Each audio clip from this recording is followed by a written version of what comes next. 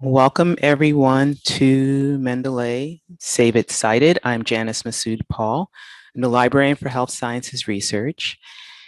And we are going to talk about what is Mendeley and why you use it. I want to show you how to register for an account, create a library in Mendeley, how to annotate your PDFs, and how you can cite in Word using Mendeley. So Mendeley has two primary functions. It is a citation document manager, and you can use it to create collections of materials that you share privately with collaborators. It used to be a really great crowdsourced database for public documents, meaning that you could collect a number of documents and you could share those with everyone. My understanding is that they are phasing public groups out, so I am not going to cover that area. Supposedly they're going to do that by the end of the year.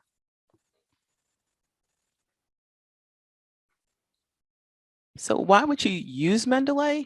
Basically the same reason you use any citation management tool, to keep your references organized and in one place, and to simplify adding in-text citations and references to Word or Office software. But again, it also enables users to share their citations with others. There are basically two different flavors of Mendeley. There's the Mendeley Reference Manager. That's cloud-based, so your citations and references are stored in the cloud. It used to be called Mendeley Web.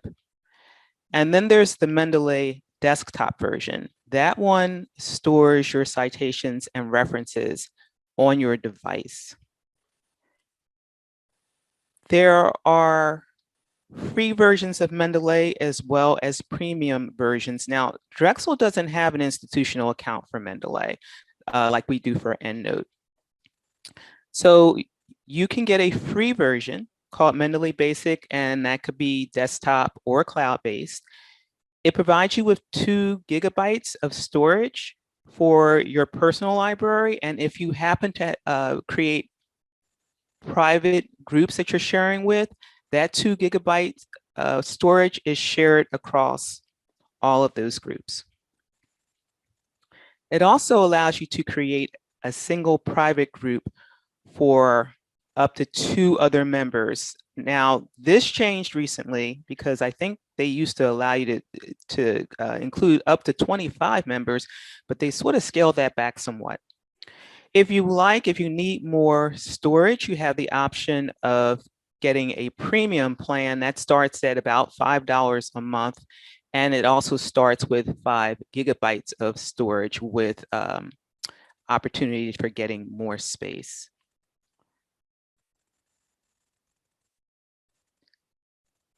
You can get started by just going to mendeley.com and create an account, which I've highlighted here. You can either go to the link or you can click on this create an account button to create your cloud-based account. There is an option for installing the app. So when you go to create the account, they'll give you that app option.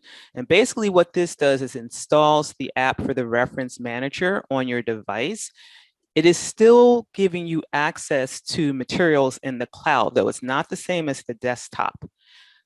So when you install that app, it syncs back and forth between what you have in the cloud and what's on your desktop, and it allows you to work offline. You know, if you don't have an internet connection, you can still get to your references using this app.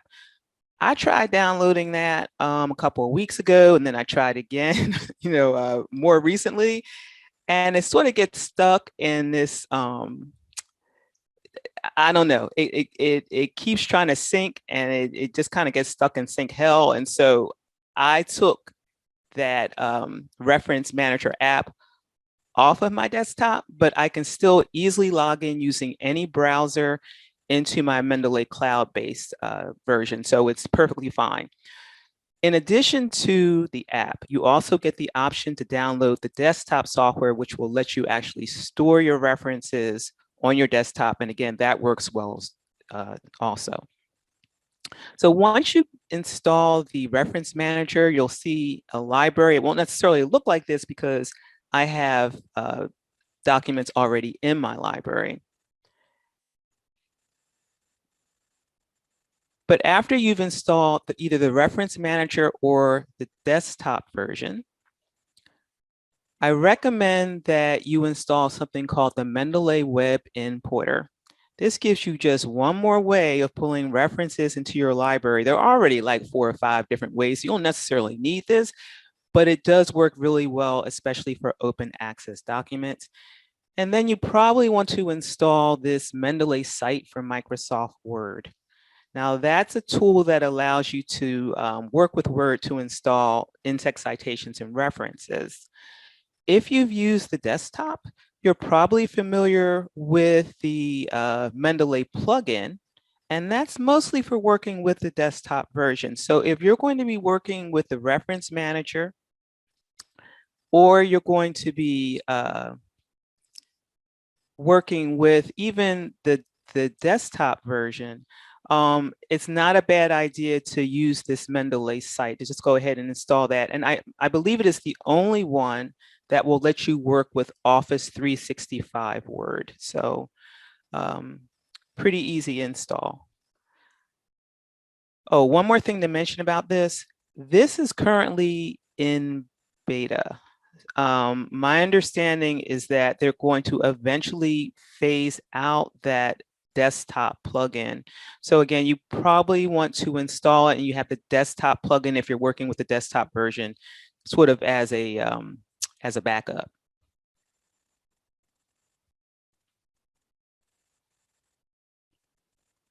There are a number of ways to pull references into your library, as I mentioned earlier, and we'll take a look at this web importer, but you can also drag PDFs or lists of references into your library. If you're working with, let's say, Google Scholar or PubMed or another database, you can import those references into your library. And if you're working with some other type of citation manager, EndNote or Zotero, for example, you can import references from another citation manager into Mendeley. So I'm going to leave this PowerPoint for a few moments, and I'm actually going to demonstrate how you would go about using some of these tools. So let me click on Google Scholar.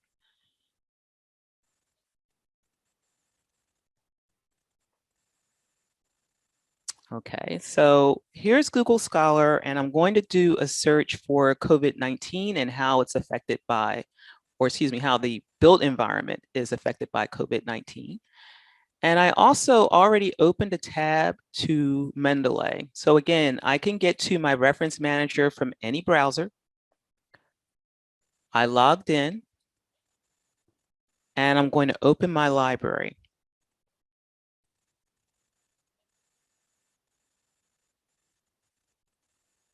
Okay, so I only have a few items here.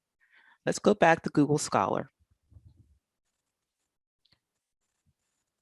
I'm going to look for information on the built environment in COVID-19. Let's limit this a little bit. So I still have 12,000 articles, that's a lot, but I'm going to start pulling references into my Mendeley library.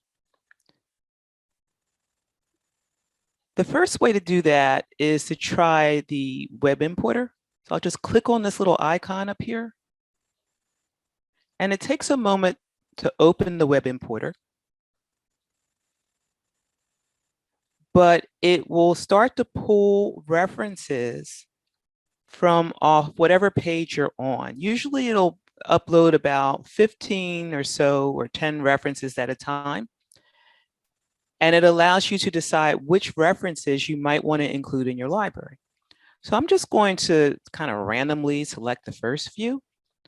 So here's the antivirus one. Let's see. So I'll just select 3. And now I'll click on Add. And if we go to my reference manager, you'll see that it's already added those 3. Another way for me to pull references in, I'm going to close the web importer, is just to import them from the database that I'm using. I'm going to select the next couple that are listed here, and I'm going to put them in my Google library. To do that, I can just click on the star here for the next couple of references. And how you actually export these references really depends upon the database that you're using. But in this case, I'm going to add them to my library. So now I'm in my Google Scholar library, and I'll just select the two that I just added and export them. You see a little export button here. So I'll click on that. It just so happens that RefMan is a good export tool for me to use with Mendeley. Again, which tool you use probably depends on the database that you're using, but for Google Scholar, RefMan works well. So these have been exported. And here's my file here, listed at the bottom of this screen. I'm going to go into Reference Manager and pull those into my library. So here are the other three that I added. And if I click on Add New, I can go to Files from Computer. And remember, I had a RefMan export. So that's going to have an RIS extension. And I don't see that. So let me change this from PDF to all.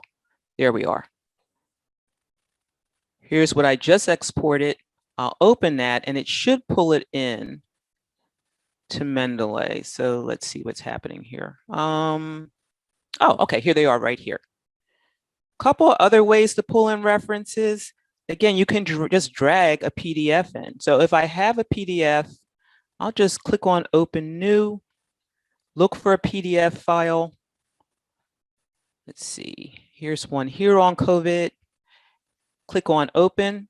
And one thing that Mendeley does well, you can see here, it just pulled that in, is manage PDFs. So it will pull them in and pull out the metadata that it needs to create a reference for it.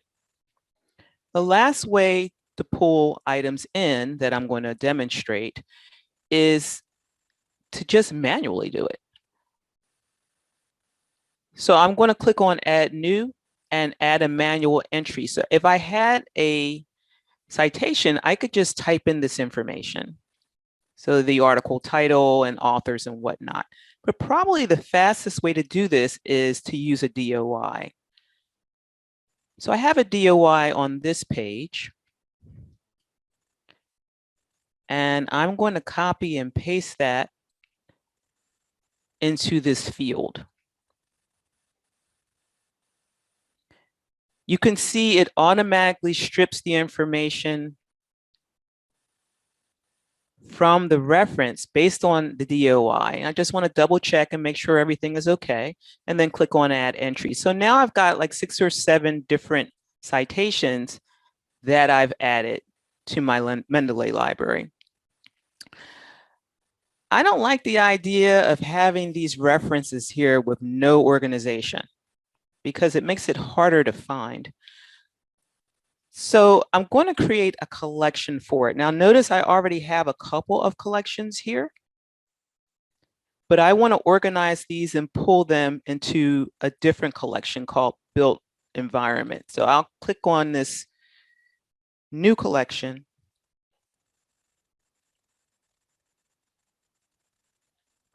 And just type Built Environment.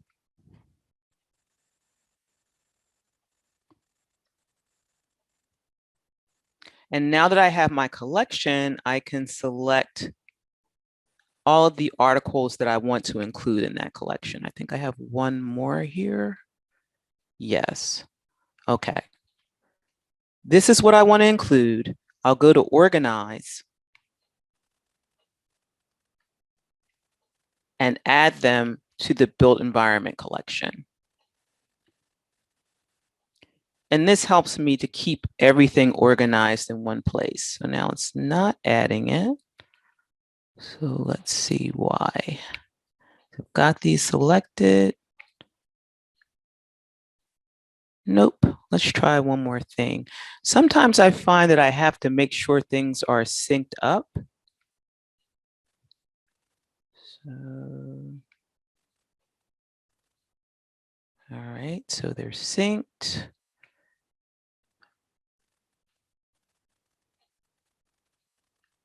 Okay, let's go back. We'll try this one more time.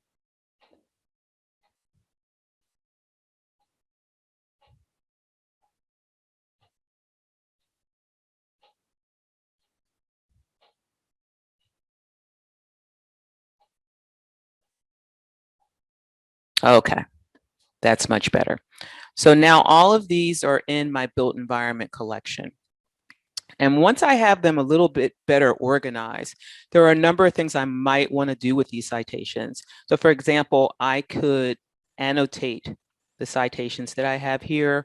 I could try to find additional PDFs because notice that these citations, a couple of them have PDFs attached, but only a few. Probably the fastest way to look for a PDF for a document is to highlight it.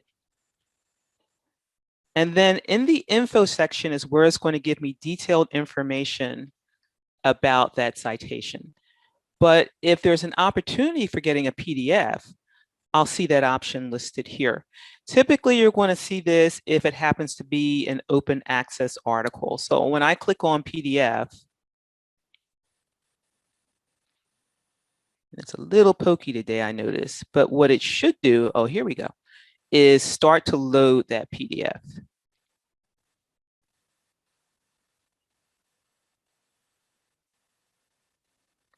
Okay, so it has attached the PDF, and I could choose to just start marking this up, add annotations to it.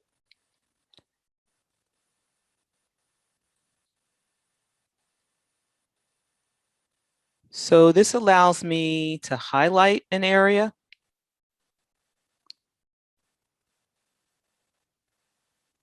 And then I can right click on it, put a little sticky note. A good article, hopefully something a little more than that.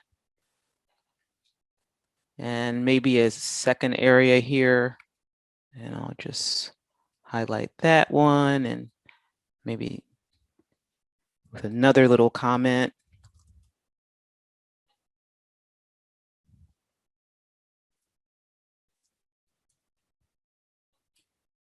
So now when I go to my annotation section, it will show me any comments that I made throughout the article.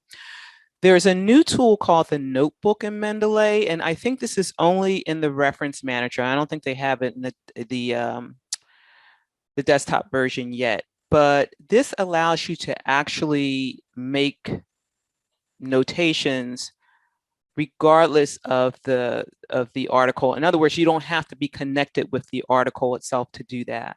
So when you annotate it, you're basically making them within an individual citation, but the notebook goes across all those different PDFs. So I could add a new page here and maybe make a comment about this article, or maybe some general comments about the articles that I have. So let's just say novel coronavirus.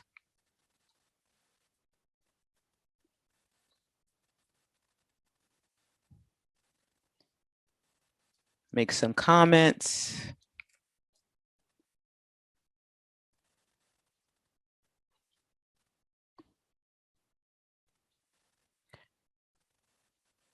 And then if I wanted to go to the next article and make comments about that one as well, or something that had a PDF would make a little bit more sense. Let's close this out. So this one has a PDF as well.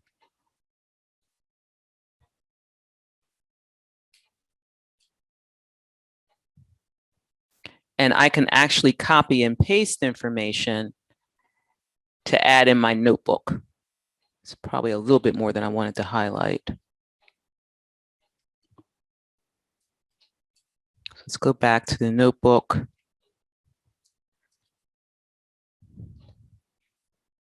Say Keenan. So I could go across all of the different PDFs that I had, make comments in the notebook, And that would enable me to gather information and some of my notes about it, so I don't have to go back to the citation every time I wanted to remember something about that particular article. Once I've marked up all of my articles, I could choose to either start working with a Word document at that point, or if I wanted to, let's say, share these with others in a private group, I could do that. So first of all, I would create a group. Let's call that one Built Environment 2.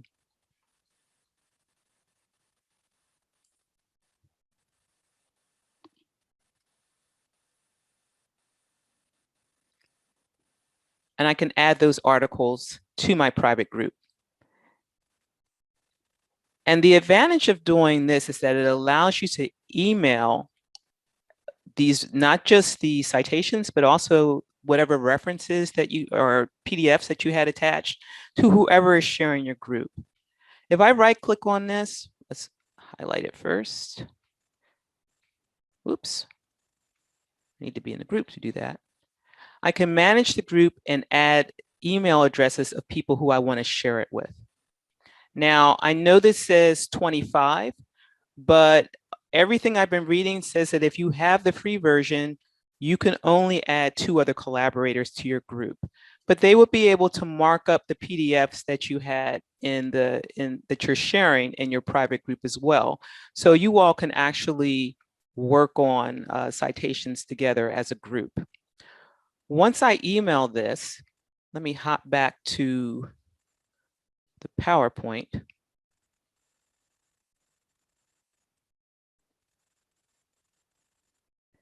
So I emailed this to my Gmail account, actually. And if I click on join the group, this is what the group would look like. So it would give you the person who was in charge of the group. It would list the documents that are included, any attached emails. And again, you would be able to work on those attachments as a group. The only thing you have to keep in mind is that you only have 2 gigs of storage space. And that not only includes your private library, but also whatever libraries you were sharing as a group. So you want to keep track of how much storage space you're using so that you don't run out. Any of these documents that are shared in a group, once you start working on them together, it'll have a little shared notation so you know you're actually working on the group document as opposed to your private document. So that's how you pull information into Mendeley. I only have a few more moments. And also share it in a group. So I just wanted to spend a moment to show you how this would work in Word. Let me go to a Word doc.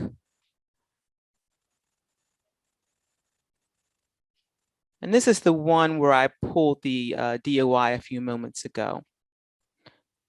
If you want to use your Mendeley software, we loaded that a few moments ago, and it's going to be under references. So if you click on that, and it takes a moment to load. There we go. You'll see Mendeley Site. And this is the one I was referring to that works with Office 365. It works with the reference manager. Over here, you see Mendeley Site-O-Matic, and that's the one that works with the desktop version. So if you're using the desktop, you can use either the Site-O-Matic, from what I understand, or Mendeley Site. But again, they are phasing this one out eventually. Mendeley Site is currently in beta, and once it has the full functionality of this plugin, the Site-O-Matic, they will phase that out altogether. It's supposed to be sometime this year. Let's click on Mendeley Site real quick, and it will load my references. The first thing I would do is make sure that I'm citing it using the citation style that I like. So you click on citation style. I wanted to use APA 7, so I'm fine. But if I wanted to use AMA or some other style, I could just click on select if it wasn't showing here and choose the style I wanted. I'm going to go back to the reference list. If there was an in-text citation that I wanted to use, I would just insert that wherever I wanted to do the citation or add the citation. Click on the item I wanted to add and then insert.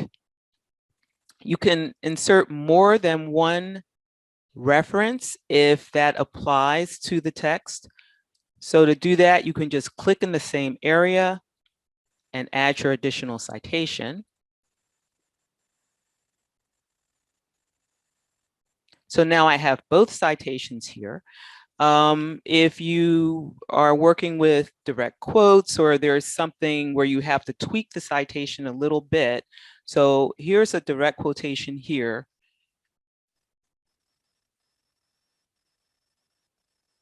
And I'm going to insert a citation, but I remembered that, okay, I need a page number whenever I'm doing a direct quote in APA.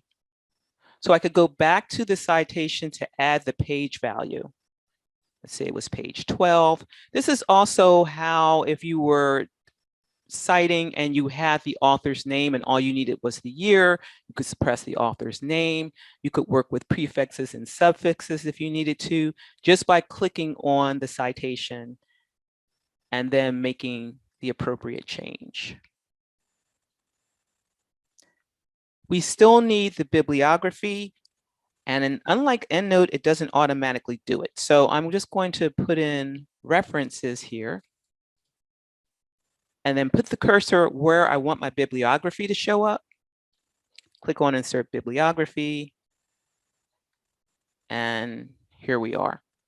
And then of course, remember to always go back and check to make sure that it's citing it properly. At this point, let's say everything was fine. I wanted to turn it in. It's going to have Mendeley metadata in the background. And I don't really want that if I'm sending it to turn it in, or I'm, let's say, sending it for publication. The publisher's software may not work well with that Mendeley metadata in the background. So I'm going to export this without those Mendeley fields, but everything will still appear the way it looks on this page. It just won't have any background metadata information.